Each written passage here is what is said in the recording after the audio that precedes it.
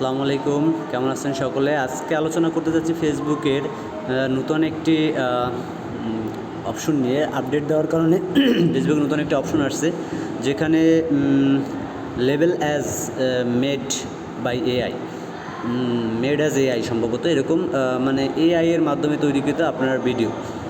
এটা দেখছি অনেকে নিজের ভিডিওতে এআই এর এই অপশনটা অন করে দিয়েছে।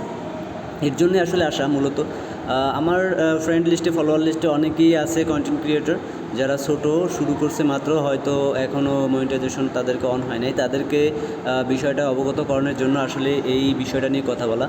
অনেকে হয়তো এই বিষয় নিয়ে অনেক ভিডিও দেখছেন। আসলে বিষয়টা আপনাকে এই অপশনটা label as made by AI, এটা আপনাকে দেওয়ার মানে হচ্ছে, আপনি যদি অন্য কারো ভিডিওর সাথে আপনার নিজের ভিডিও মিক্সড করেন, মানে ডুয়েট করেন, সেক্ষেত্রে আপনি এটা দিবেন। বা অন্যের কন্টেন্ট যদি আপনি ছাড়তে যান নিজের প্রোফাইলে, আপনার এআইয়ের মাধ্যমে তৈরি করে, এআই একটা অ্যাপস যেখানে আপনি ভিডিও তৈরি করতে পারবেন, আপনার ছবি লাগিয়ে আপনার ভিডিও লাগিয়ে অন্যের ভিডিওর সাথে অ্যাড করতে পারবেন, ডুয়েট করতে পারবেন। সেখানে যদি আপনি এরকম কোনো ভিডিও তৈরি করেন, সেক্ষেত্রে আপনি যখন এই অপশনটা মানে এই ভিডিওটা আপনার প্রোফাইলে ছাড়বেন, পেজে ছাড়বেন, তখনই আপনি শুধুমাত্র ওই অপশনটা অন করবেন। আদারওয়াইজ আপনার তো কোনো কারণেই এই অপশনটা চালু করার দরকার নেই। আমি দেখেছি বিশেষ মানে ভালো ভালো ফলোয়ার্স সমৃদ্ধ কয়েকজন কন্টেন্ট ক্রিয়েটারও এই মেড লেবেল অ্যাজ এআই দিয়ে যে অপশনটা নতুন মানে অপশনটা চালু হয়েছে আপডেট দেওয়ার কারণে, সেটা দিয়ে দিচ্ছে। বা এটা দিবেন না, এতে করে আপনার পেজের উপরে হয়তো বা কোনো প্রভাব পড়তেও পারে।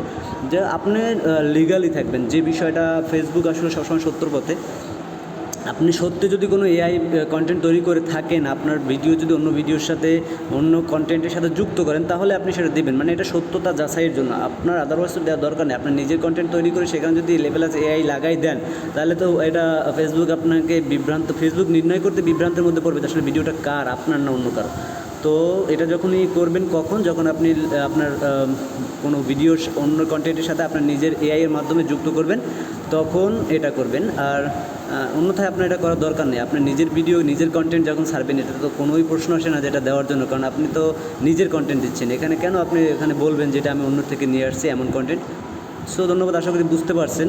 বিষয়টা খেয়াল রাখবেন সকলে। ধন্যবাদ।